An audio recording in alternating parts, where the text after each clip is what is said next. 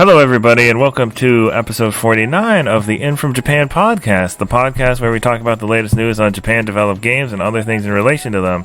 Available on YouTube, Spotify, Podbean, Google Podcasts, Apple Podcasts, and Amazon Music. As always, I'm your host, Erroll Moss, and with me is my co-host, the phenomenon from Suriname, Jason Corder. Hey, hey. And we're going to start, like we always do, with the Japanese games we've been playing. So, I'll go first. I've been playing a little more Taiko, but this time I've been pretty tired lately, just in general. Mm-hmm. I've just been using the handheld mode. It's also better to use for the RPG mode specifically because there's a map you have to walk around and there are random encounters. Mm-hmm. And it's a nice little simple RPG. Like you can recruit pretty much any enemy. I don't know if I'm not sure if I said that last week, but and I'm not sure what the if there are different requirements or something, because I've gotten some of the same ones. But and then there are also just like characters that actually join your party, and in every random encounter you just play a bit of a song until you defeat whatever enemy. And then you can equip your Danchan with different head and body armor, which have different effects.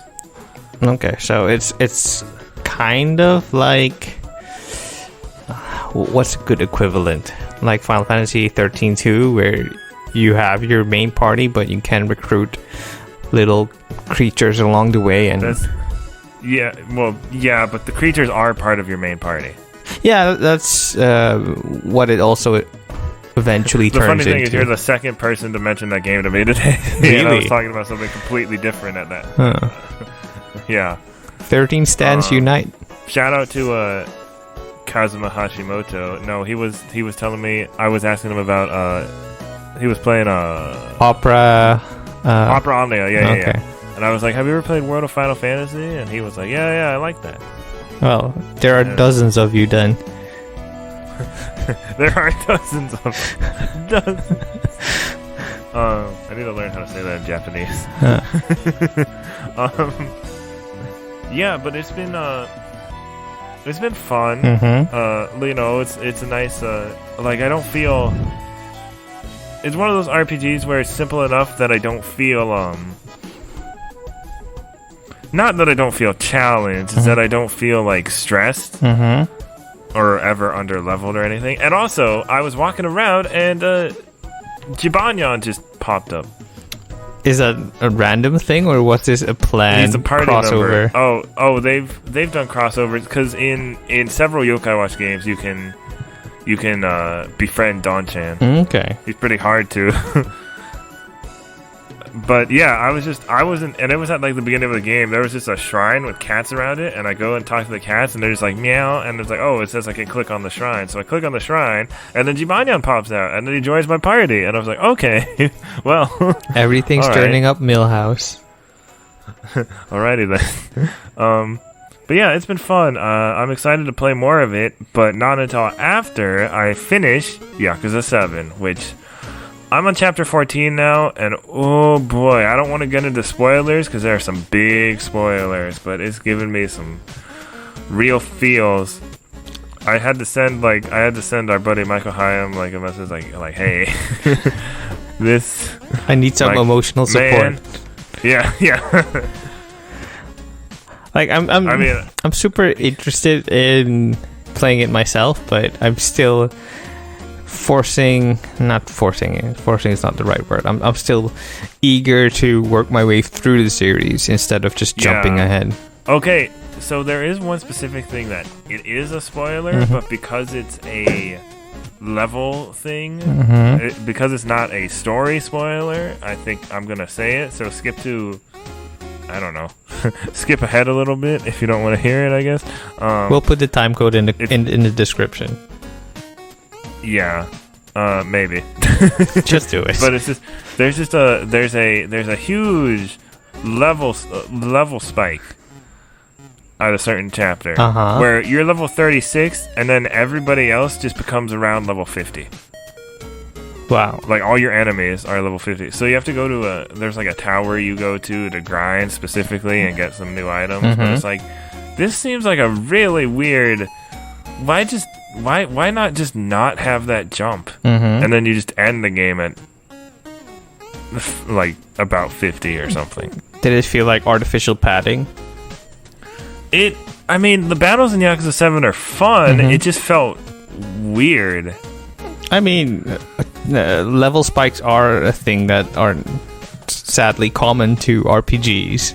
Yeah, it just felt like they could have found a way to like balance that better, I guess. Because before doing that tower, when I was in that area, I was getting destroyed by just like the single enemies that you could encounter there. So, how have you been progressing through the game then? Have you just done a couple of battles here and there, or are you just grinding every chance you can get? Oh, I don't grind every chance I can get. Mm-hmm. I grind when I feel like it's needed, Mm-hmm. but it's Yakuza 7 isn't like super difficult, or it's not really a super grindy game besides that specific spot. Okay. So I've been largely fine. Like, yeah, I've lost boss battles before, but then I retry them, and like then I fix up my strategy, and then I'm fine. Okay. So was that the spoiler? Yeah, that was the only. I mean, that's not really a spoiler. Yeah, that's why I said maybe. Well, because some people might be like, "Oh, I don't want to know anything about it." You don't want to know if there's a level spike? I mean, that's a PSA right there. PSA. Yeah, I guess so. Like, oh, good. You saved me like 10 hours of stuff I didn't want to do.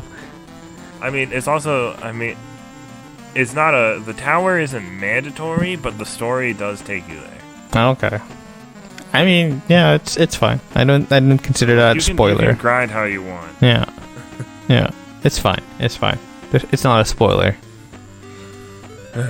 So, what have you been up to in the world of video games? I have been playing. Well, I have been playing Fortnite a lot because The Mandalorian dropped.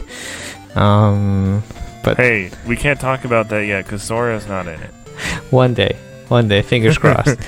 Well, this season is only bounty hunters, quote unquote. So I don't think Sora counts as a bounty hunter. Maybe Riku or Roxas, but not Sora. What, yeah, when you think about it, in a way, yeah. Organization 13 is kind of, yeah. But as for Japanese developed games, I've been playing My Hero 1's Justice. I'm through with the hero side of the campaign. Now I'm doing the villain side, which is interesting, I guess, but it's more or less a repeat of stuff you've already seen during the hero side. So I'm kind of wondering why didn't they like integrate both sides and make it a story that shifts perspectives every now and then? Why do I have to go through a mandatory thing that's like, oh, I'm done with the hero story. Oh, but there's also the villain side you still have to go through. Kind of feels unnecessary, but yeah. What other gripes do I have with the story? I'm still not in love with storytelling because it's a glorified PowerPoint. It's not like how in like Ultimate Ninja Storm 4 they would have like they would have like a mix, right? It depended on the scene. You have cutscenes, you have PowerPoints, you have like stills from the anime, and this is more or less that, but this is conveyed via like frame panels like you would see in a manga book or a comic book. But the problem is it's so zoomed in and cropped that you kind of miss a lot of the details of the characters or where they are. So it's not a really good way of conveying the story. So my advice is watch the anime or read the manga first. Besides that, I think the combat is fun enough. it's not deep enough because, hey, it's an anime arena fighter.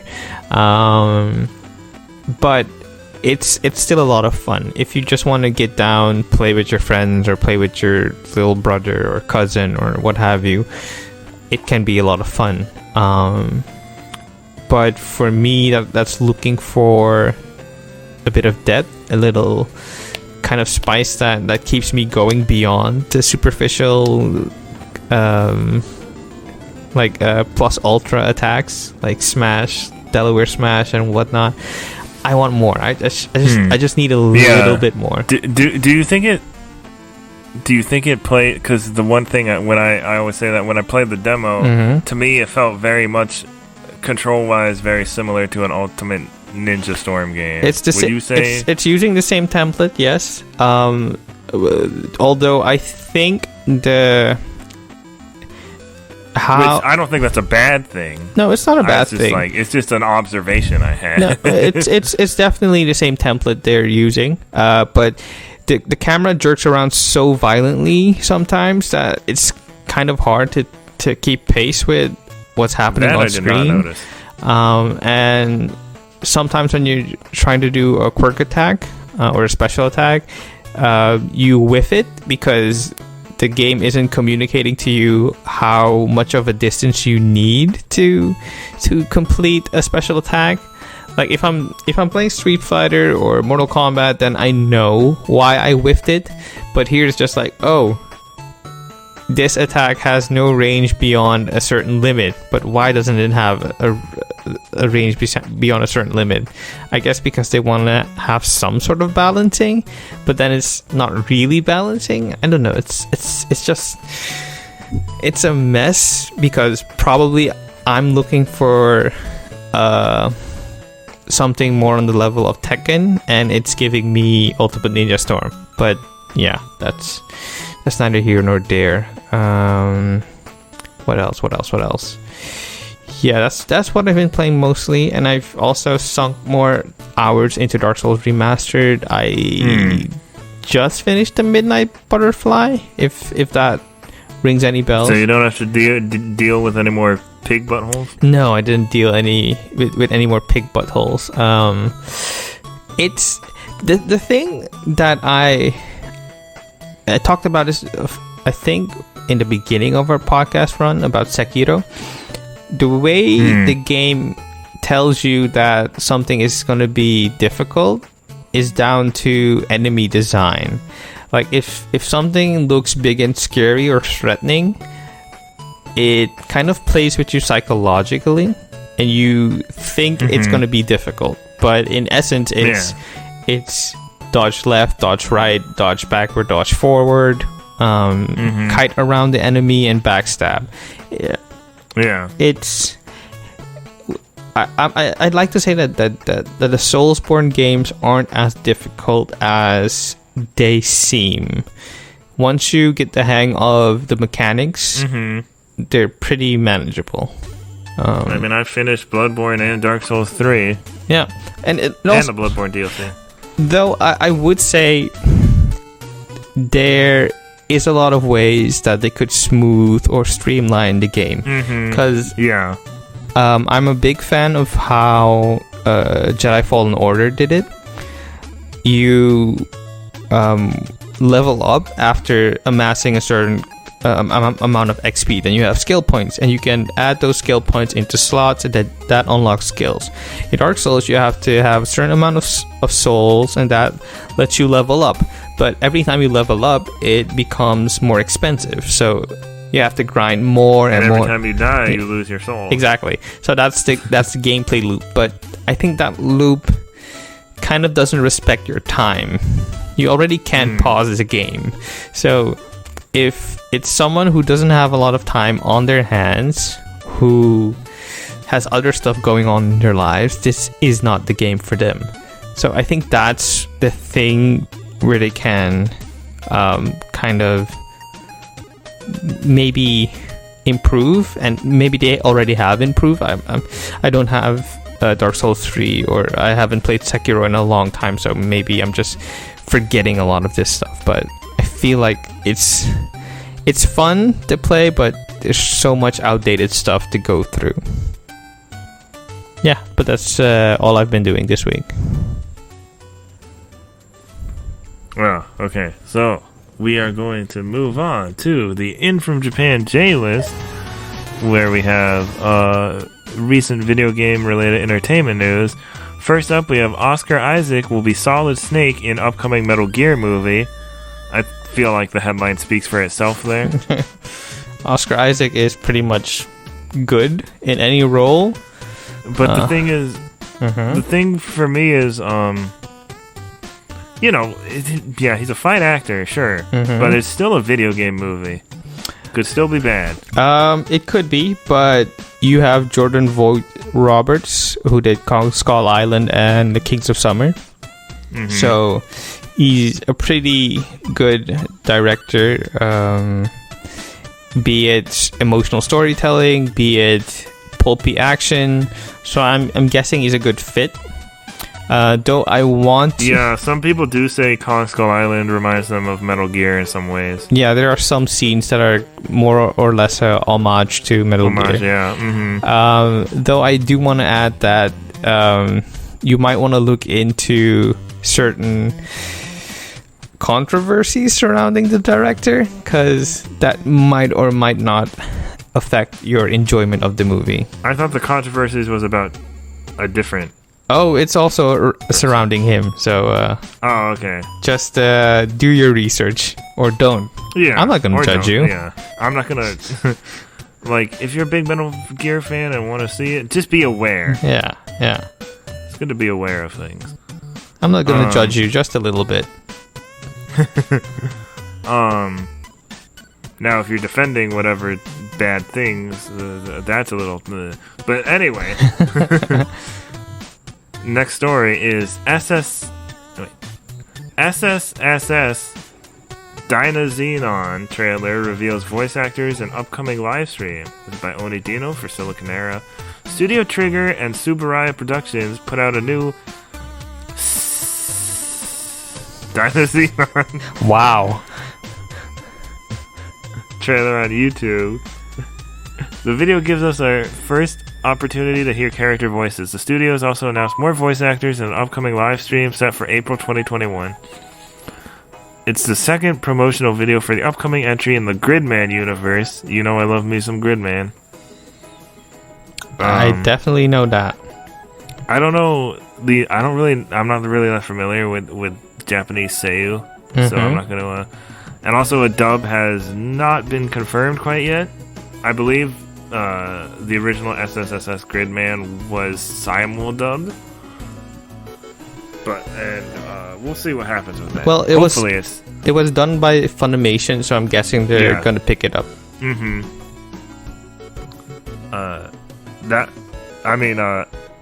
SSSS Gridman is my favorite anime of 2018, and I own like the limited edition, so. You can tell how excited I am for that. Well, I'm tired right now, so you can't really tell how excited I actually am, but... Okay, believe you me, listeners, he's going to be really excited about this. And the next news story is Netflix announces Sonic the Hedgehog 3D animated series. This is from Saruman over at Gematsu, set to premiere in 2022. Netflix has announced the Sonic the Hedgehog 3D animated series from Sega, Wild Brain, and Man of Action Entertainment, who also has done Ben 10, Generator Rex, and that weird Mega Man cartoon that came out not too long ago. They've done a lot. I looked them up. They also did the Ultimate Spider-Man cartoon, the Avengers, a few Avengers cartoons. They're made up of a lot of comic book creators, like writers. Interestingly enough, Netflix removed its tweet and a statement has not been issued. Yeah, I was listening to Kind of Funny Games Daily of a few days ago, and they said it could be that it was meant to be a Game Awards announcement, and that's true, and that got flubbed. But yeah, the only thing that gives me pause and kind of makes me worried is that they also worked on The Quiet Man for Square Enix. Oh. Yes, that's a bad O to have. Great game. Great game. No, not a good game. Not a good game. Definitely not a good game. And the biggest story on the J list this week, before we move on to actual game-centric stuff, is Funimation acquires Crunchyroll in merging of anime mega powers. This is by Germaine Lucier for Gizmodo, or Lucier? I'm not sure. Lucier. Yeah, let's say Lucier. One of the biggest places to watch anime has acquired one of the other biggest places to watch anime in a deal that's basically like if Netflix acquired Hulu, but obviously, why don't they just say Disney in an extremely anime-specific way? AT&T has agreed to sell its Crunchyroll service to Funimation, which is owned by Sony, for just under $1.2 billion, the company announced Wednesday evening. The deal still has to go through lots of corporate approvals and whatnot, so each service will run independently until then. But eventually, the two companies will merge under the umbrella of Sony's ownership. There's a bunch of quotes and stuff. Both sides mentioned that while fans will no doubt have a lot of questions about how the integration is going to work, all of that will be answered at a later date. For now, fans will just have to wonder if this newfound monopoly on streaming anime is a good thing, as both companies are insisting, or not so good. Whatever the answer is, we'll find out soon since the deal is in motion. I mean, this has been like a rumor for a while. Yeah, it's finally made real, and I am worried. I am really worried. Because now I do have access to a lot of the Crunchyroll catalog. Not all, because whatever is also licensed by Funimation, we don't have access to. The same goes for Amazon Prime, where they also have some anime, but others, like, say, Cowboy Bebop, I can't access because it's licensed by Funimation. And Funimation, for some reason, does not care about South America or the Caribbean. So them now being owned by the same company fills me with dread that they'll suddenly be like, yeah, we don't care about you anymore. We're just going to focus on the big markets. Because, yeah, you don't make us any money. It's fine. We won't lose any sleep over you. So, prove me wrong, Crunchyroll and Funimation. Prove me wrong. Because, yeah. The funniest thing is, when Funimation announced this, I wanted to read it. And I went on their website and I was blocked from reading it. So if that's any indication of how the streaming merger will be, then hang on to your butts. Yeah. And I also saw a thing about how Crunchyroll subbers do not get paid much and should unionize. Everyone should unionize. Yeah, but like it was specifically regarding this deal. Yeah, definitely. I don't know that much. I didn't look into it that much. I just saw a thing about it briefly. It is possible. I don't know. I don't want to use a VPN to be able to access anime, and why not? It's an added. You mean you don't want to have to use an just have to do an additional thing? It's not just an additional thing. You have to pay for the service.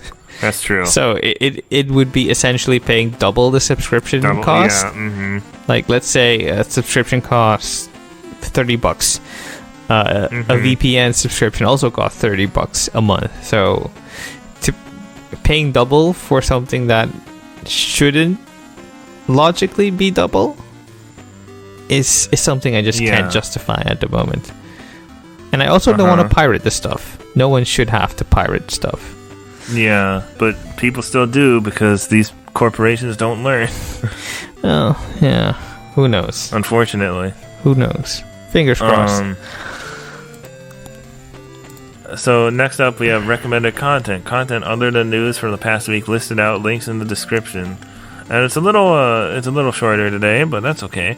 We have The Baroque Beauty of Valkyrie Profile, Try Ace's Greatest RPG by Kat Bailey over at USGamer.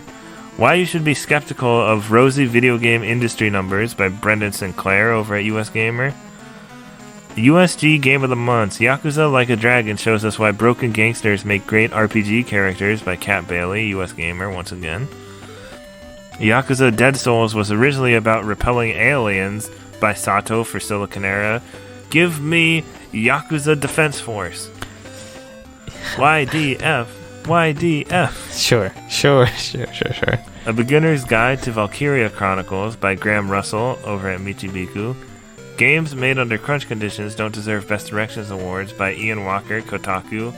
It's an interesting piece about the Game Awards. I'm curious, how do you feel about that statement? I mean, I agree that crunch is bad. Mm-hmm. But don't we not?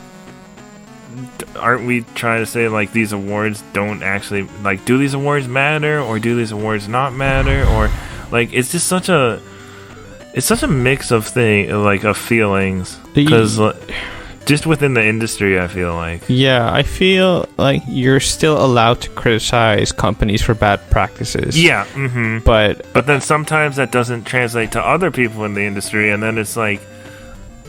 It's weird. Yeah, I tweeted about this. Like, do we punish people for putting out a work of art? Do we punish the devs that have slaved under these terrible conditions or not so terrible conditions, depending on where they worked? Do we say, oh, no, you're not eligible for Best Game of the Year because your business practices and your crunch culture is bad. We're going to give the award to someone else. But isn't that not awarding a game based on its own merits, but based on some kind of morality? And I kind of struggle with that. But yeah, give the article a read. It's a very interesting take. I mean, in general, let's just say, because I'm sure video games aren't the only industry that have crunch. Maybe just a job situations in society just need to improve in general. I don't know. Sure. It particularly in Western. It could all be better. Particularly in the United States, where there's no set definition or set kind of labor law system that safeguards workers' rights. That looks after if you worked over hours or overtime, or if your health benefits are in order. All those kind of things need to be sorted. But this is a good a whole mishmash of issues. Yeah, it's a good jumping on point for the discussion. So I highly recommend reading this. And then last but not least, we have Games You Should Play Over the Holidays by Siliconera staff over at Siliconera, if you somehow did not realize from the other. Now it's time for the news rundown, and I'll let the bearer of bad news and our Shinigami take it away. Yes, Bankai. I don't know if you saw the meme today. I don't know what the person was talking about. Like, you know that Shiba Inu with the baseball bat with the horny bonk? I have no idea what you're like. If someone makes a thirst tweet or talks about something very sexual, then someone else posts the Shiba Inu with the baseball bat. I didn't know what I don't know about the baseball. I know there's like a Shiba Inu image, but I don't know with a baseball bat. Yeah, but wait. So what? I'll send it to you in Discord. But it kind of riffs on a Bankai from Bleach. Oh, and I was like, oh, that's so clever. And I'm sending it to you right now. Maybe this will be the thumbnail. Okay. Just sent it to you. You haven't watched all of Bleach, so you probably don't have the context for it. I barely watched any of Bleach, but I know what a Bankai is. Yeah, so it's riffing on Byakuya Kuchiki's Bankai Zenbon Sakura Kageyoshi.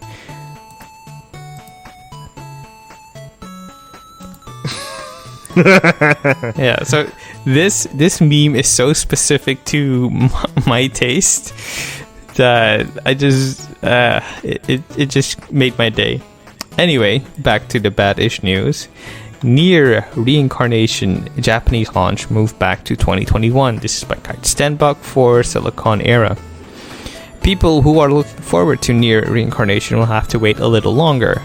Through the Japanese official website and Twitter account for the upcoming mobile game, Square Enix confirmed that the launch window for Nier Reincarnation in Japan was moved back from 2020 to the first half of 2021. In the official press release, the Nier Reincarnation team said they initially expected the game to launch within 2020. Although a launch window was never announced directly by Square Enix up to this point, Famitsu App noted in September 2020 that the Apple Store listed the game's planned launch date as December 23rd, 2020.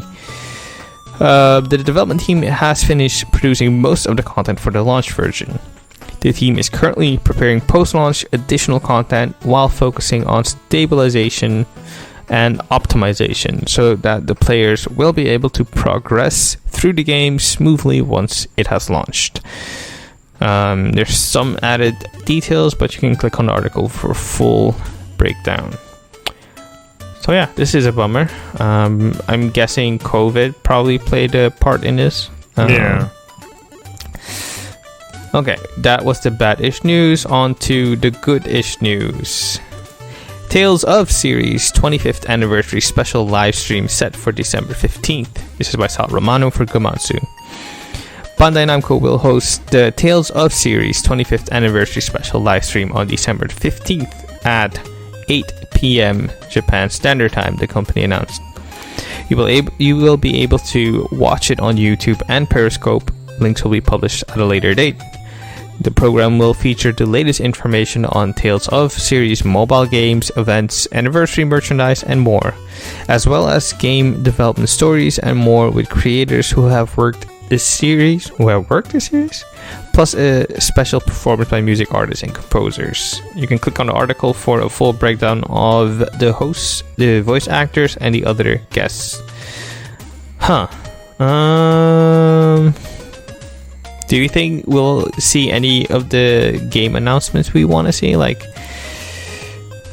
Tales of Arise, like Tales of Arise update? That's what I hope for. Like remasters of the older games that maybe never made it to the West or are stuck on the PlayStation 1 or PlayStation 2. Yeah. Or Vita or DS or 3DS. But yeah, keep your eyes on that. Next up, we have Persona 5 Strikers coming west for PS4, Switch, and PC on February 23rd, 2021. PC version added for Western release. This is by Sal Romano for Gamatsu. Atlus will release Persona 5 Strikers for PlayStation 4, Switch, and PC via Steam on February 23rd, 2021 in the West, the publisher announced.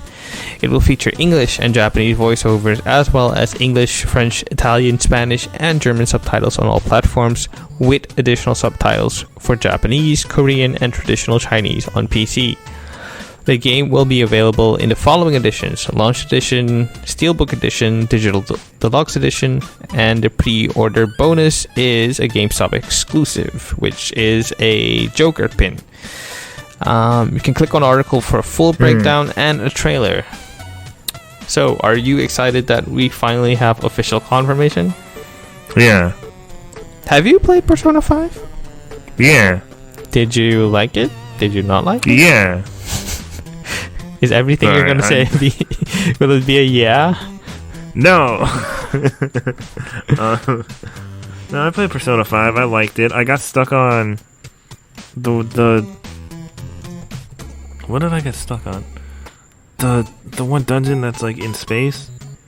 Oh, it's what's her name? I got stuck on that for a long time. And it was like the map was just like confusing me. And then there was this one in the casino. I was like stuck for a while, and then like so I went off for a while, and I was like, and I think I was just thinking about it too much, because when I came back I was like, oh, the button's right there. But if you had to rank it among your Persona favorites, where would it land? I think it would be second. And the first would be? Persona 3, which Atlus, you need to remake make Persona 3 Platinum or whatever. I don't know. Yeah. Okay. The power is fluctuating. Okay, we're back after some technical power outage and difficulty. Errol's Audacity being fuzzy. Or me just not being smart. Anyways, we were talking about Persona 5 Strikers, and yeah, it looks good. I'm excited. Hopefully we'll get a demo first before the full game drops. Yeah, I hope so. Okay, next up is all you. Yeah, next up is Ninjala character cards, puzzles, and dragons event are coming. This is by Jenny Lotta for Siliconera. Nintendo won't be the only company with cards you can scan into your Nintendo Switch to make things happen. The latest Gung-Ho Ninjala developer diary shared its first collection card series. These Ninjala character cards will debut in January 2021 in over 4 countries. In addition, a Puzzles and Dragons Ninjala collaboration is about to begin on December 7, 2020. Since the Ninjala Puzzle and Dragons event is happening first, let's start there. Between December 7, 2020 and January 6, 2021, cosmetic items inspired by and music from Puzzles and Dragons will be available to earn in Ninjala. The developer diary led with details about the event. First, it showed Ninjala characters in Hattori Hanzo, Red Dragon Caller, Sonya, and Valkyrie styles. Those are the ones paired with songs from Puzzles and Dragons. A Ariemdra Gum Utsusemi and the Toragon mask will appear too. There will be an Epon decoration if you earn if you are in featured Ninjala and quick battles. As for the Ninjala Collection Card Volume 1 set, they will appear in France, Japan, Spain, and the US in January 2021, with Bandai Namco in charge of them. Each card has one of the characters from the game on it and can be scanned into the Nintendo Switch game. These unlock mini-games with costume and ninja gum rewards. Are you looking forward to... Well, at least they're not the are you looking cosmetics. forward to any of this? Because you were the big Ninjala fan on the podcast. I need to get into it again. It's been like such an overlooked multiplayer game this year, just mostly because of the weird cosmetic thing, and also because it's hard to compete with. That Fortnite. is true.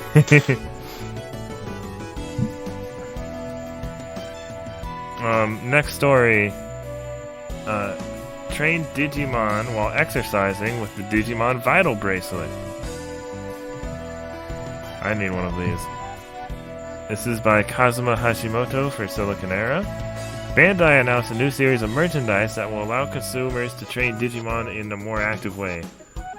The Digimon Vital Bracelet will track your steps and heart rate as you raise your digital monsters through walking, running, or other sorts of physical activity. The Digimon Vital Bracelet will release on March 13, 2021 in Japan.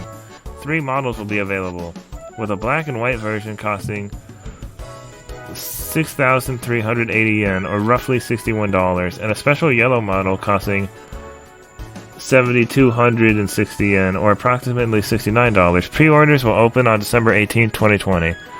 Digimon Vital Bracelet will feature three ways to train your Digimon. The Pulse Link system will focus on your physical activity, such as your heart rate and step count, which impacts the development and evolution of your Digimon. Touch Link is an auto battle system, and the App Log Link will sync features via a designated smartphone app. The App Log Link will include records of raised Digimon, pictures of them, missions, and rankings. I really hope that if I got one of these, my Digimon wouldn't turn into poop. Wait. You have to really give context here. There's a Digimon called Sukamon, who is a giant yellow talking piece of poop. Yeah, I'm guessing that's where they stopped being creative and just And there's a Dorkly video where it's like Pokemon. It's in like the leaf green world. It's like, Mom, this isn't a Pokemon. This is a Digimon. And he just and it's like Agumon, and he's super annoying, and he just keeps pooping everywhere. And then at the end he's like, you let me poop too much. Now I'm turning into poop. And then he turns into Sukamon. That's not it, Chief. That's definitely not it. Yeah, I don't want I don't want. I don't know what that would say about my fitness. I don't know. I don't think I put that Digimon there though. All 3 models of the bracelet will include an Impulse City dim card, which will allow people to raise the new Digimon Pulsemon. However, the special version bracelet will also come bundled with the Ancient Warriors dim card. The Ancient Warriors dim card will allow consumers to raise Vmon. Pre-orders will also include the Black Roar dim card, which unlocks Black War Greymon as a potential Digivolution. Oh yeah. There's a little announcement trailer, and additional content for the Digimon Vital bracelet can be purchased through dim cards, which will be sold separately from the bracelet itself. The dim cards will unlock new arenas and allow consumers to raise special Digimon found on each respective card. 2 series of Digimon dim cards are currently scheduled for production. A Digimon EX Adventure dim card series will release on March 31st, 2021, coinciding with the release of the Vital Bracelet. In addition, a second series of dim cards, Volcanic Beat and Blizzard Fang, will release in early April 2021. Each set will cost about $16. 1,760 yen. Okay. So I'm guessing that's something. Do you think it's coming to the West? Or are you expecting... I mean, that new Digimon card game just came to the West There recently. is some hope. So, I mean, it could. And some of those anniversary Digivices. All right. So it's possible.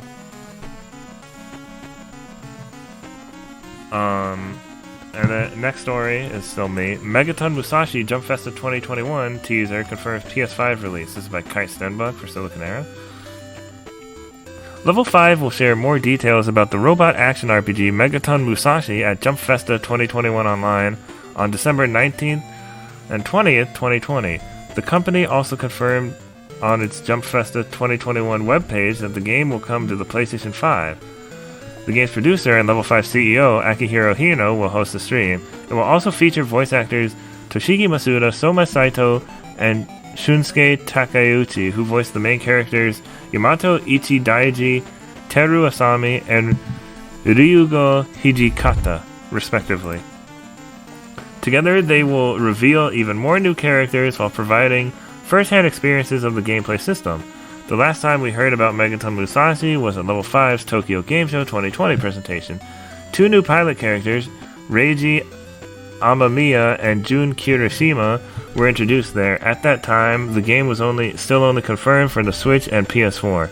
The game was also featured at 2019's Jump Festa 2020, and yeah, okay, all that other stuff. It's also in development for Nintendo Switch and PS4. Next up. So yeah, giant robot mech game. Hopefully it's good. Yeah, I've been meaning to ask you, have you been following the other giant robot mech game that came out this year? No. Override? Yeah. 13 Sentinels. 13 Sentinel? I mean, Override isn't out yet. Yeah, it's not my style in terms of gameplay. As much, because it's more strategy, isn't it?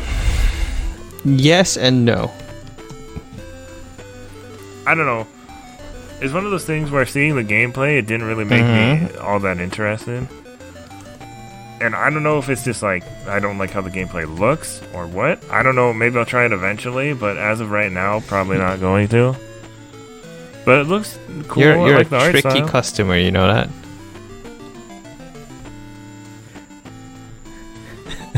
Sometimes I'm just teasing you, settle down.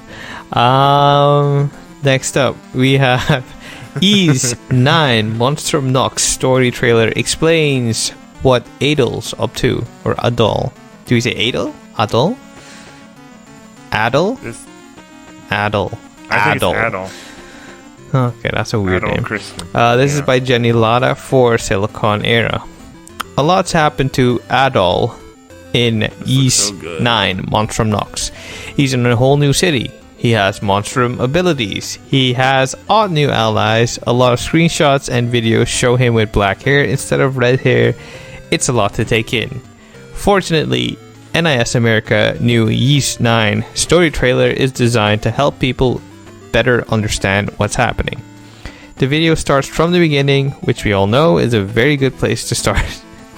Wait, I can't handle this much sass in my news. Okay, settle down.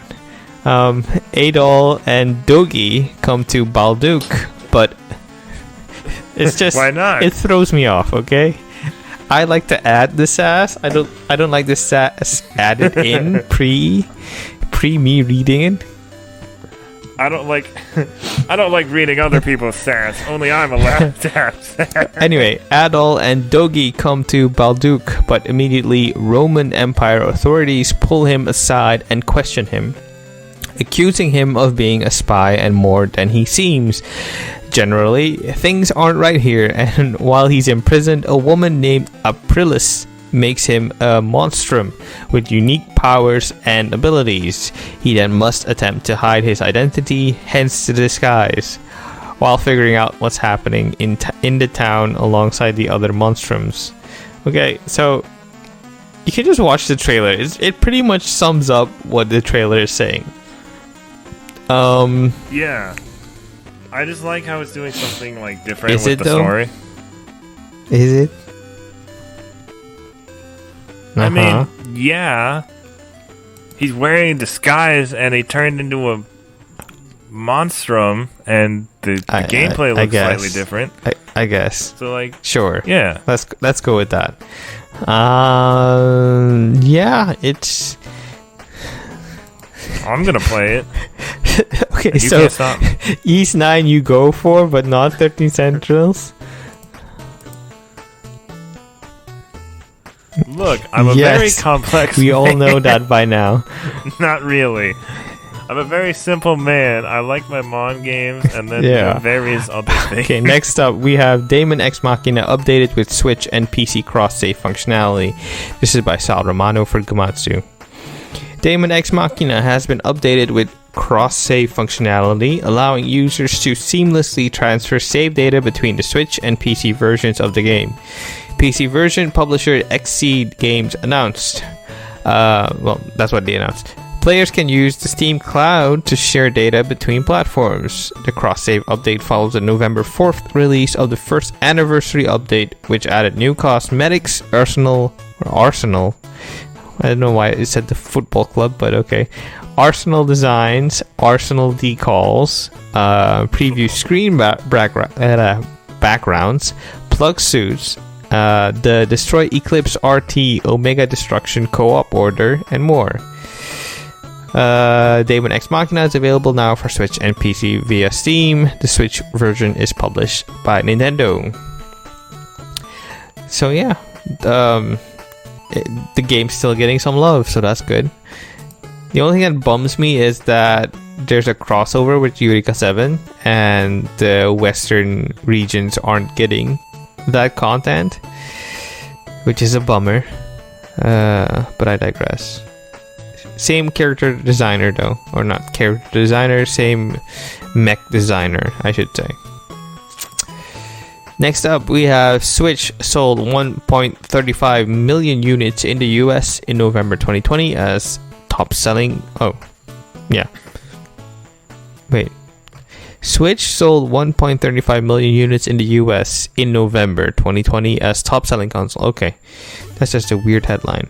This is also by Sal Romano for Gamatsu.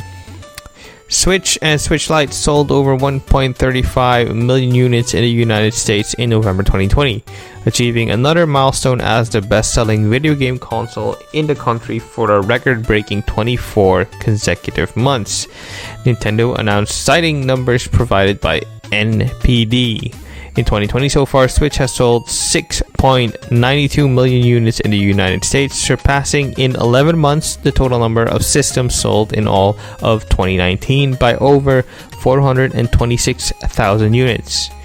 Nintendo Switch offers a unique proposition for shoppers this holiday season with the ability to play on the TV or portably in handheld mode, said Nintendo of America's Senior Vice President of Sales and Marketing, Nick Chavez, in a press release. We continue to see unprecedented demand for Nintendo Switch, and we are pleased that people of all ages and gaming skill levels will be experiencing Nintendo Switch this holiday and beyond. Switch keeps dominating. So if you can get a PS5 or an Xbox Series console, that's your best bet, people. Nothing I can do about it. Okay. Next up is all you. Or do you want me to read it? I mean, I can vamp for like a few minutes. Hold on. Okay. Yeah, I know, I got it. Onion Games' new title could be Yoshiro Kimura's final RPG. This is by Jenny Lano over at Siliconera. A new Onion Games title has been announced on the developer's official website, and it will be noteworthy for two reasons. The first is that it will be the first sandbox RPG project, but more importantly, Yoshiro Kimura, the studio's founder, director, and game designer, said, "I think this will probably be my final RPG." There's only a concept art image at the head of the announcement to give people an idea of what to possibly expect. Kimura also mentioned how this world is full of irrational events. He also noted, "Can children ever hope to overcome this irrationality which adults have left unresolved? In bringing back the romantic fairy tale nature of RPGs, I want to discover my own answer to this question." He confirmed too at the end of the statement about the new game that, "So this will be my last RPG, I'm going to pour my all into it. And if it ends with this, then so be it." Since being founded in 2012, Onion Games has released titles like Blackbird, Dandy Dungeon, Legend of Brave Yamada, which I love, and Million Onion Hotel, which I've also heard is good. Most recently, it localized and released the PlayStation anti-RPG Moon, which I still need to play, and released it worldwide. Some of Kimura's past projects include Tulip, Little King Story, Rule of Rose, Romancing Saga 2, and Romancing Saga 3. Alright. So yeah, they make weird little games that I and like. You definitely like the weird games. Which, I mean, no shade. It's what you like. Feel free to revel in that glory. Next up, we have NPD. PS5 sets new US console launch records while Switch holds strong. This is by Matthew Olson for USGamer. Let's get this out of the way up top. Once again, for the 13th year running, the new Call of Duty has become the top-selling game of its release month. Yes, Black Ops Cold War keeps the series' sales streak alive in this November's 2020 NPD Group report. And if this worked like kill streaks do in-game, we'd have to start worrying about a Juggernaut care package dropping in soon. But what about those fancy new consoles? In Matt Piscatella's US-focused NPD figures, we see the same trend playing out between Sony and Microsoft that we've been hearing about over the past few weeks. The PS5 is off to a significant early sales lead over the new Xbox consoles. Sony, in fact, has achieved the highest US launch month sales in terms of both units sold and spending of any console in history, besting its own record set with the launch of the PS4 in 2013. Tallied up, those $399 digital and $499 US with this consoles also put Sony on top in terms of the month's overall sales in dollars for consoles. But the Nintendo Switch, which is considerably cheaper and not as constrained in its supply at the moment, beat it in terms of units sold.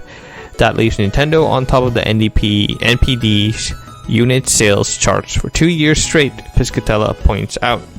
Click on the article for full details. So, a couple of things. The PS5 being such a success in its first month is it building on top of the success of the PS4. It's not to say that the PS5 is better in every category than the Xbox Series X or S. It's just people are how do I say this? Like, they built up this brand trust over the course of many years across the PS3 and PS4. You can even stretch it back to the PS2, but with very strong first-party support and very much fan-loved first-party games, and that support is being carried over to the PS5, and that's just driving the sales. Couple that with the scarcity of the product makes it just a very in-demand thing. So, yeah. But it should be pointed out that both Sony and Microsoft have sold out of their stock for the year. So, make of that what you will. Yeah, that was me. Yeah. I gotta go. Can you take the beginning of this one real quick? I'm gonna go do a thing. Okay, next up, out of left field, is Dragon Quest gets Theme Park Island in Japan in spring. This is by Rafael Antonio Pineda for Anime News Network. I almost said Persona, but the Persona Group company announced on Thursday that it is opening a Dragon Quest themed attraction area named Dragon Quest Island, Daimyo Zoma to Hajimari no Shima, Demon Lord Zoma and the First Island, in the Nijigen no Mori 2D Forest theme park in the prefectural Awajishima Park in Yogo Prefecture. The area will open in spring 2021 to celebrate the franchise's 35th anniversary. The new area will recreate the field RPG world of Dragon Quest across 8,000 square meters, or about 2 acres. It will feature an original story that will allow guests to go on an adventure that also features original monsters. It will also offer exclusive Dragon Quest merchandise and food. The area has its own original mascot character named Homiroto, a heel slime monster who guides visitors with advice and tips throughout their journey. Let's see. Dragon Quest series creator Yuji Horii teased last month that there will be various announcements next year related to the series' 35th anniversary. So that's pretty much all of the info. If you're ever in the area of Japan, go check out the Dragon Quest theme park. It's bound to be something. Let's see. That was all for the news rundown, and since Erroll is still out doing his thing, I'm here. Wait, I'm here. Dragon Quest I theme park. read all of it. Let's go. Are you planning on going? I mean, once this pandemic clears up, eventually I'd like to. We'll add it to my trip to Japan list. Well, I mean, it's still something you could do once the pandemic clears up. Okay. Yeah. No, I know. I'm just saying. I'll just add it to the list. Alright, so the main topic is the Game Awards, which is primarily Western focused, but we got a number of, Japan developed game announcements too. Shoot. And this first story is you. So, what? The Game Awards, what were your overall feelings towards the festivities of last night?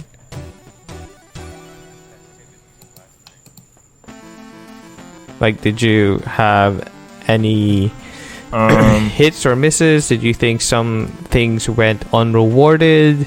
Did you think some things went undeserved?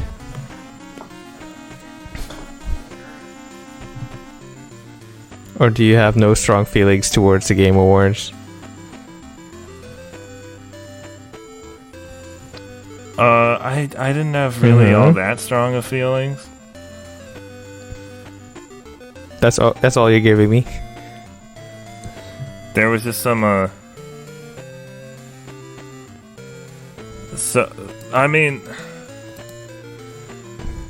yeah, because we don't really talk about Western games here. Like, there were some, like, the Evil Dead game looked cool to me, but other than that, Evil Dead and Back 4 Blood, and then that's about, and Seasons. But otherwise, I was just kind of like whatever at the announcement. Well, not at all the announcements. We'll get to the other ones, but yeah. So that's what I'm asking. Your overall feelings towards the awards last night.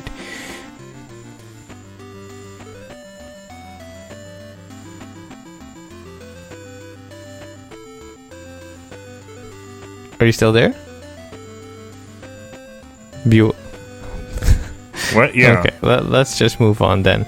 I'll go ahead with the first topic.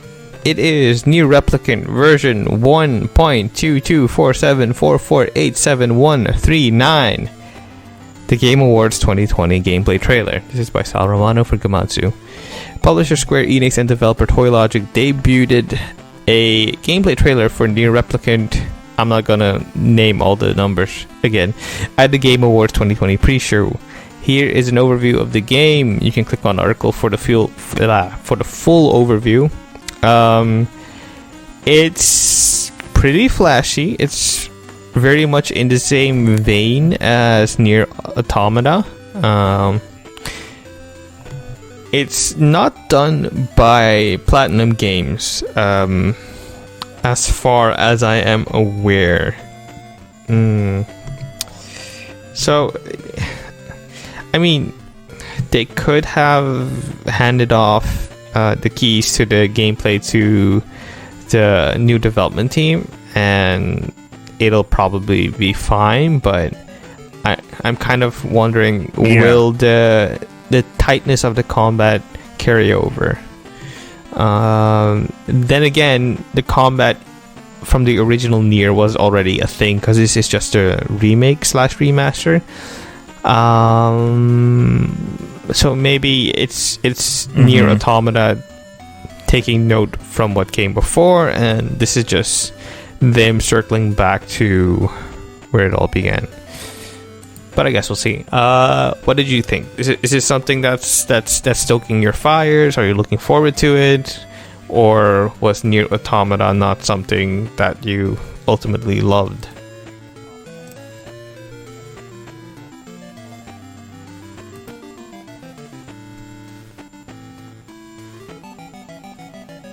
Or not? Nier Automata. Sorry, I was talking about Nier Automata. I never... Yeah, I played a little bit of it. Sorry, I've been getting a little distracted, but I played a little bit of it, and I just wasn't into it. And the second time I tried to play it, it was on my Xbox, and you know how my Xbox doesn't work. Okay. Yeah. But what about Nier Replicant? What about Nier Replicant? Is this maybe some... Yeah, I want to play... Yeah, Nier Replicant, I want... Okay, so I want to play this. What springs out to you that didn't spring out with Nier Automata? I mean, that's hard because I haven't played one of them yet. I mean, no, they both spring out to me. It's not that Automata didn't spring out to me. It's that when I played it, I just wasn't feeling it. Otherwise, it's probably totally my type of game. I did play the original Nier on PlayStation. Well, they don't seem all that different. But we'll see.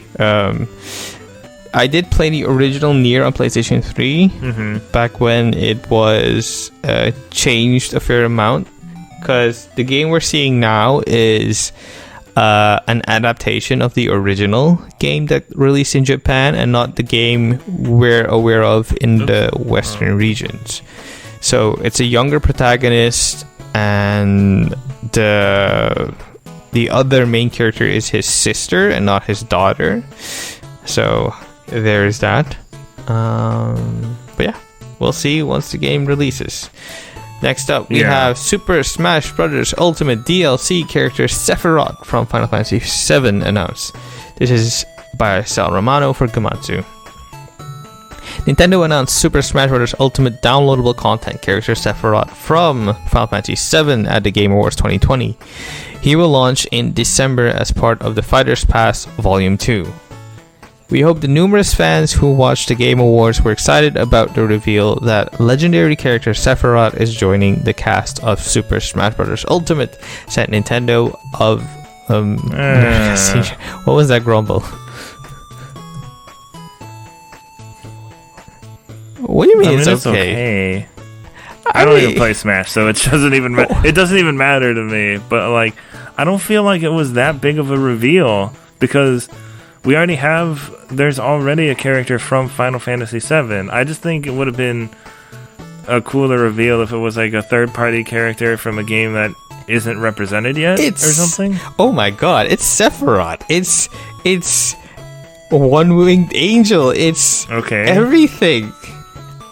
Yeah, that's cool, but it's already represented in the game. It's underrepresented if anything because Square Enix.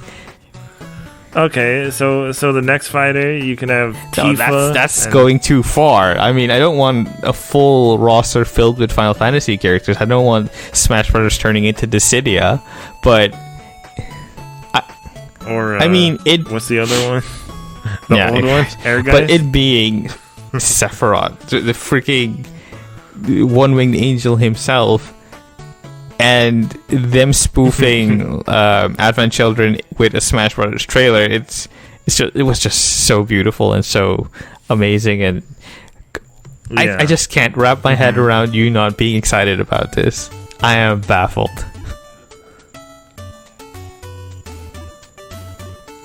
Wow.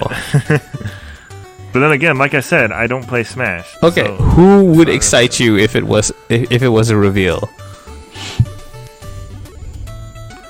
Like I said in Discord, Danny DeVito. No, I'm just kidding. I mean, that would be exciting. But well, let's see. Sora, a different Square Enix character from a different game.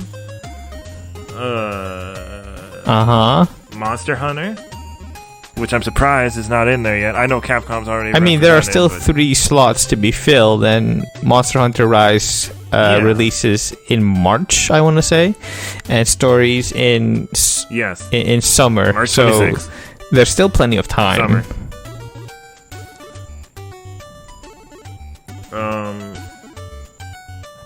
Dragon. Oops. Yeah, that's about it. No, Gex? Get out. No, get out. I'm cutting the episode here. I mean, I am so stoked for it being Sephiroth, because he is. I'm just wondering how they're gonna balance him, because he is a boss character, like a final boss. How do you balance a final boss for something that's supposed to be balanced? Like, I'm just so interested in seeing how he'll play. So, looking forward to the Sakurai deep dive later this month. And I legit almost insta-bought Smash Brothers, which I don't own. I have played it, but I don't own it. Just so I can play Sephiroth versus Cloud and kind of make my Advent Children fanfic come true. But alas. It's kind of amazing that this isn't on sale. Like, this is still going full price. Everything else is on sale. Like, Mario Odyssey is on sale. Astral Chain is on sale. Zelda Breath of the Wild is on sale, but not this. Yeah. I mean, does Nintendo hate money? Okay. Yeah. Next up is Crimson Desert reveals first gameplay trailer at the Game Awards. This is by Matt TM Kim for IGN, aka the game Erroll refused to add to the doc. Hey, don't tell them. We got our best look at Crimson Desert tonight during the Game Awards. Pearl Abyss lifted the curtain on its upcoming action-adventure game scheduled to be released in 2021 for both consoles and PC. In a 5-minute trailer, Pearl Abyss formally unveiled Crimson Desert, an open-world action-adventure game that combines elements of narrative-driven single-player games with online multiplayer functionality. Check the trailer from the Game Awards below. The footage in the trailer captures full in-game footage and gameplay, which the developers say has not been edited. Set in the fictional continent of Pywell, Pearl Abyss says the world will include numerous biomes that range from cold desert lands to cities. The story will focus on Macduff, a mercenary leader fighting to reclaim their land. See? Clive from Final Fantasy XVI is not a bad name. Macduff, on the other hand. Combat is centered around utilizing various weapons and fighting styles against... Macduff is a way better name. Get out. Get out. Because it's more ridiculous. Combat is centered around utilizing various weapons and fighting styles against enemies, either in 1v1 combat or against a group. Boss fights, meanwhile, will pit the protagonist, Macduff, against large... or it says Macduff, against large mythical creatures. Pearl Abyss is also promising dungeons, puzzles, massive siege battles, lions, tigers, oh my, and even flying on mythical mounts, which looked really cool in the trailer. Crimson Desert is Pearl Abyss's biggest game since Black Desert, and more details and reveals are planned for the coming year ahead of its 2021 winter release. So, a couple of things. Pearl Abyss is a South Korean development studio, if I'm not mistaken. Let's see. Yes, it's a South Korean studio, and their games are always, I'd say, the prettiest games ever. Like, I don't know what kind of wizardry they're pulling off to put so much fidelity in a game, but it is impressive. The combat looked tight, though a bit sloppy, but it was probably a pre-alpha build, and they need a lot of polishing up. Riding on a dragon seems cool, really cool. Like flying in an X-wing, cool. Yeah, I'd say. Well, I'm making that claim. I said, when the dragon came out, I was like, Scalebound.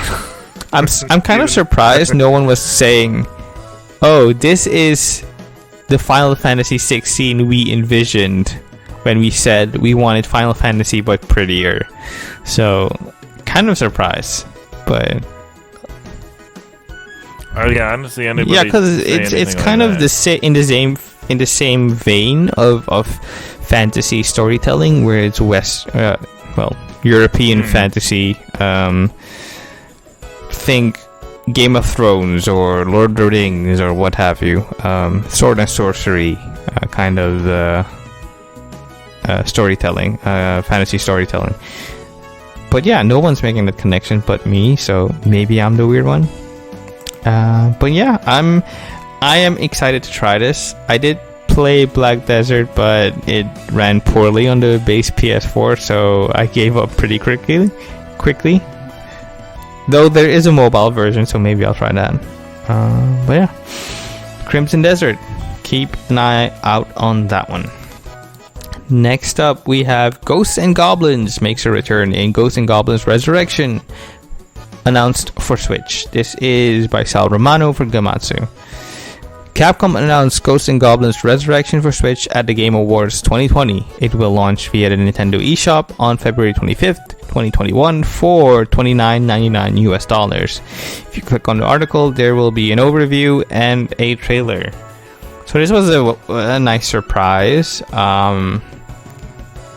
Ghosts and Goblins, or Ghosts and Ghouls, I want to say, Ghouls and Ghosts, I'm sorry, is a very fun 2D side-scroller that's kind of known for its difficulty. Yeah, for sure. I've tried playing it once a while back. I think the thing you could probably compare it to most these days is Rogue Legacy, in terms of how difficult it can be and how you operate through the game.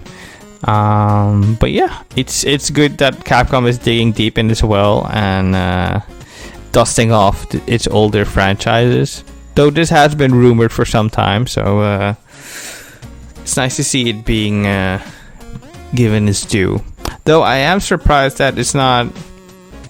How do I say this? It's not being remade in a modern with a modern approach, but it's just it's a 2D side scroller again, which is interesting. Excuse me. It can still be good. I mean, Mega Man 11 was pretty well received, if not glowingly, but it can still be a good time. Yeah, that was me. Now it's your neck of the woods.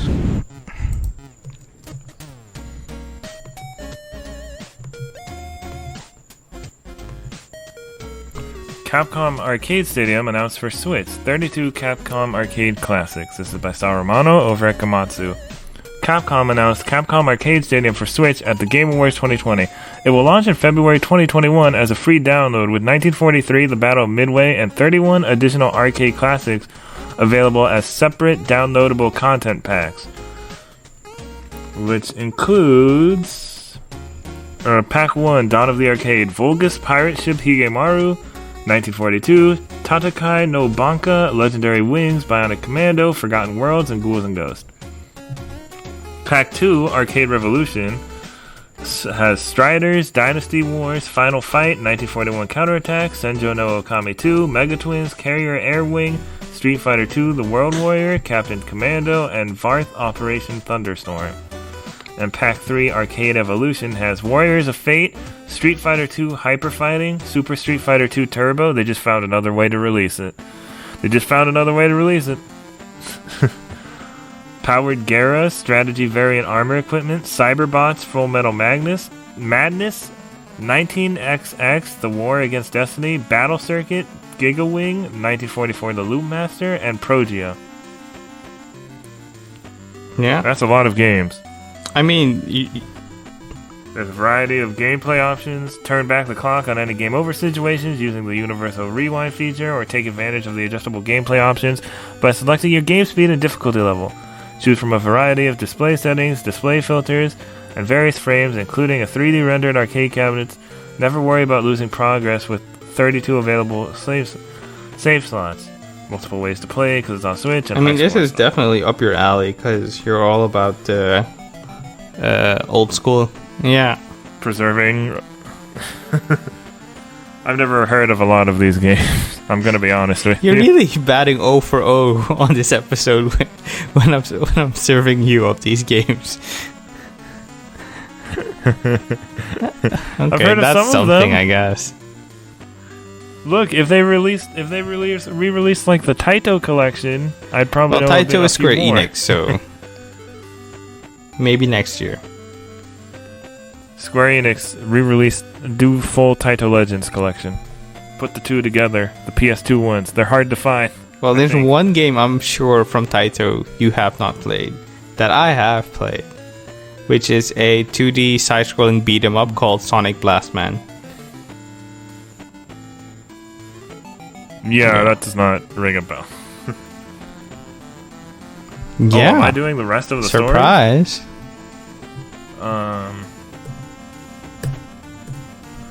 Okay. So, I'm going to try to get through these fast because I haven't had dinner yet. Full disclosure. Monster Hunter Rise limited time demo launches in January 2021. The Game Awards 2020 trailer due out March 26th. This is by Sal Romano over at Komatsu. Capcom will release a limited time demo for Monster Hunter Rise via the Nintendo eShop in January 2021. Capcom announced in the new trailer premiered at the Game Awards 2020. And there's a whole overview with, I don't want to read the whole thing, but there are a couple of new monsters like the Trickster Bishanten. It has a distinctive tail and a fondness for persimmons, which it stores in his stomach and hurls at his prey. It's like a flying baboon bat. And then also new to the lineup, Somnicanth is an intoxicating aquatic leviathan that can expel sleep powder and to temporarily stun opponents, leaving them open for attacks. I don't see a picture of a Somnicanth here, but I assume it was a thing that looked kind of fishy. Jeez. The latest trailer also includes sightings of the scaly Leviathan Royal Ludroth, which, yeah, I am familiar with that, and the poisonous bird-like Great Rogi, both of which, I don't know what that second one is. It must be older than... It must have been before I started playing. Both of which are returning to join the growing rosters of foes in Monster Hunter Rise. In addition to the previously announced Shrine Ruins hunting grounds, the new Flooded Forest area will provide players the opportunity to explore the battle-fierce monsters in the overgrown and waterlogged setting. And a demo for Monster Hunter Rise on Nintendo Switch was announced today and will be released worldwide in January 2021. The free demo will provide hunters their first opportunity to try out the invented set of new tools in the game, including the debut of the wire bug mechanic and Palamute companion, which can both be used to track down and defeat threatening monsters in new ways. More specifics on this demo, including release timing, will be announced soon. I wonder if you can transfer your save data from it, because in other ones you couldn't, but if you can design your Palamute in it, I think you should be able to. Transfer save data to what end? Transfer the save data from the demo to the full game. I thought you meant from one Monster Hunter game to another, and I was wondering, wait. No. I fully expect Stories 2 to have a demo, hopefully in early summer, because Stories 1 had a demo. I'm thinking if you have save data for Rise, they might give you a bonus in Stories. Oh, they said that's what they said. They said that. Or did they say it the other way around? I don't know. They have some kind. There'll be something. Please be excited. Next story. Please be very excited. Scarlet Nexus launches in summer 2021. Bandai Namco developed action RPG gets a release window. This is by Sal Romano over at Gamatsu once again. Scarlet Nexus will launch for PS5, Xbox Series X, PS4, Xbox One, and PC in summer 2021, Bandai Namco announced at the Game Awards 2020. Here's an overview of the game via Bandai Namco. It's just the stuff we already know. It's just there was some new stuff in the trailer, highlight like with I new saw a combat. tweet saying, "Oh, that mysterious figure is probably going to turn out to be the main protagonist, his evil twin brother or something." And I just thought to myself, "That's the most shonen anime thing ever." Wouldn't be surprised. Looks very shonen. Yeah, but the combat looks great. Well, I was very lukewarm in the beginning, but I'm starting to come around on the game. He's now cautiously optimistic. Yeah, I am cautiously optimistic because I don't know. I haven't been filled with the most certainty or I haven't been proven wrong in terms of quality yet. I'm still hoping this will be the big thing that says, hey, we're more than just anime arena fighters. We can make great games too. Yeah. Yeah. Well, they do have great games, but you know what I mean. Alright, so last but not least, the story here is the Yakuza Remastered Collection coming to Xbox One and PC on January 28, 2021. Yakuza 6, The Song of Life on March 25th, 2021. Both titles available on Game Pass. Publisher Sega and developer Ryoga Gotoku Studio will release the Yakuza Remastered Collection for Xbox One and PC via Steam and the Microsoft Store on January 28, 2021. Followed by Yakuza 6, The Song of Life on March 25th, 2021, the company has announced at the Game Awards 2020. Both will also be available via Xbox Game Pass for console and PC. The Yakuza Remastered Collection and Yakuza 6 The Song of Life are currently available for PlayStation 4. So yeah, basically all the Yakuza games, besides 7, which is supposed to be coming to Game Pass next year still, I'm pretty sure, as well, are going to be on Game Pass. And you couldn't be happier, I assume. I mean, yeah. Oh, come on, what's up with that lukewarm reception? I mean, the Yakuza gameplay. I already have Yakuza 0, but the Yakuza gameplay was never really my thing until Yakuza 7. I don't absolutely hate it or anything. Like I want to go back and play all the other games after finishing Yakuza 7. I'd say that'll take me a while.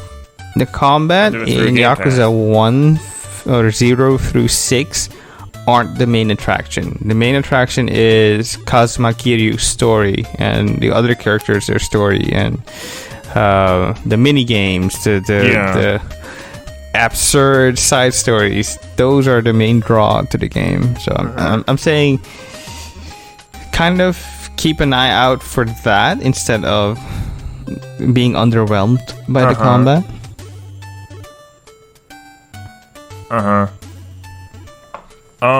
Okay. So I think that's it for... Sorry, we don't... Our main topic was just more news, but that's how these things go sometimes. Especially when we don't have a guest on. The guest doesn't have to be the main topic. No. Next week will probably be our last In From Japan podcast of 2020. We will have a survey up, so keep an eye on the Twitter for feedback and what other content you'd like to see from us. Good stuff. Or how if you'd like to see the podcast split into different things or a bunch of different stuff. So just keep an eye out for that. And we'll remind you next week too. And there might be a special or two recorded prior to our break and then just uploaded during. So look out for those. Any teases as to what people can expect next week, or whenever the next episode is? Well, the next episode is next week. Yeah. Or this week. Yeah. We're doing a weird... But get to the tease. Get to the tease. Yes. Oh, the guest we'll have, as long as everything goes swimmingly, it's somebody who really likes Final Fantasy IV. Very personal connection to Final Fantasy VI. And 14 now. Definitely 14. So you might know who... let us know in the comments or in the app mentioned on Twitter who you think will be the next person. Winner gets... I don't know. I want it to be a surprise. Don't tell them to put it in the saying mention. just guess. Just guess. You don't want to bother this just person. Guess. Don't add them. Just guess. Yeah. Okay. Yeah, don't add them, please. This has been Erroll. This has been me. Thank you for listening. Stay safe. Wash your hands. Be kind to each other. Play video games. Read a book. Play video games. Walk your dog. Watch anime. Do some ab crunches and a push-up.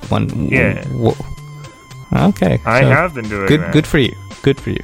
Okay. Signing off. We'll see you next time. Goodbye. Yeah. Matane.